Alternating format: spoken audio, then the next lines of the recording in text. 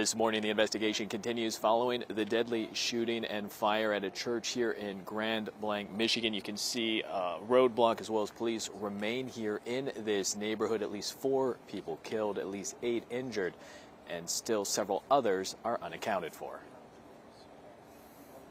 They were shielding the children who were also present within the church, moving them to safety. As horror and chaos erupted around them, worshipers at the Church of Jesus Christ of Latter-day Saints in Grand Blanc, Michigan dove into action to protect each other.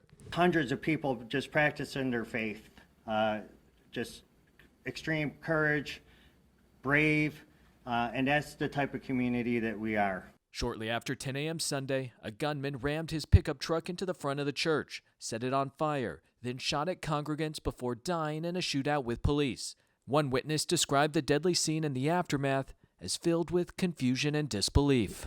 I didn't know what was going on, and I didn't know if we were going to have to get down because we couldn't see anybody to worship my Savior Jesus Christ, and I didn't expect this to happen, of course, and I've lost friends in there.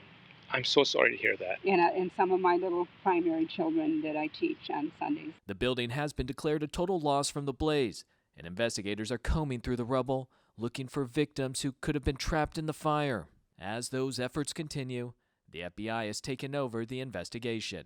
I can confirm at this time that the FBI is now leading the investigation and is investigating this as an act of targeted violence.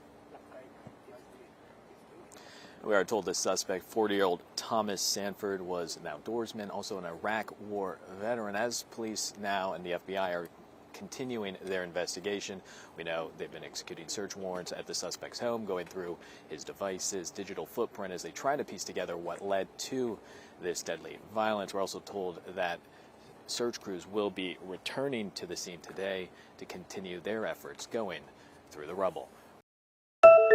Now, official Republic of Moldova stays on its pro-European path. President Maia Sandu's party has scored a decisive win, more than 50% of the vote according to the final results. The pro-Russian patriotic bloc led by Igor Dodon, who is also the former president of Republic of Moldova, came second with 25%.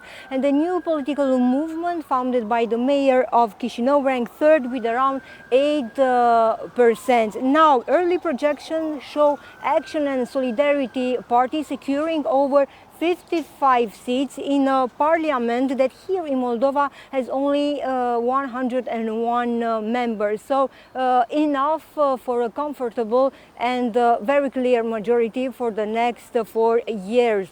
The opposition is calling people to the streets. A first protest will take place on Monday in Chisinau at 12 o'clock. The pro-Russian political leaders said that they won't accept the results and they are already calling for the annulment of the election. But for now, the message from Chisinau is clear.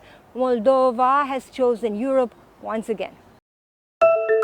The scars of war have left much of Gaza in ruins. Nearly 2 million Palestinians have been displaced within the enclave in the last 2 years. It's madness and it's ongoing. The dire situation began after October 7, 2023, when Hamas militants waged brutal attacks across southern Israel, killing 1,200 people and kidnapping more than 250 others. Israel struck back, killing many more, but Prime Minister Benjamin Netanyahu has vowed not to stop until Hamas is obliterated. As the second anniversary approaches, there's mounting pressure around the world for peace. It's looking like we have a deal on Gaza. It's a deal that will get the hostages back. It's going to be a deal that will end the war. The Trump administration has proposed a 21-point peace plan that calls for Hamas to release all remaining hostages within 48 hours of an agreement and sets out a post-war roadmap for Gaza. That's according to a source familiar with the proposal. Netanyahu told Fox News Sunday talks are ongoing. We want to free our hostages. We want to get rid of Hamas rule and have them disarmed. The plan does not indicate U.S. support for a Palestinian state. Dozens of countries are now backing a Palestinian state, including the UK, France, and Canada. Giving the Palestinians a state 1 mile from Jerusalem after October 7th is like giving Al-Qaeda a state 1 mile from New York City after September 11th.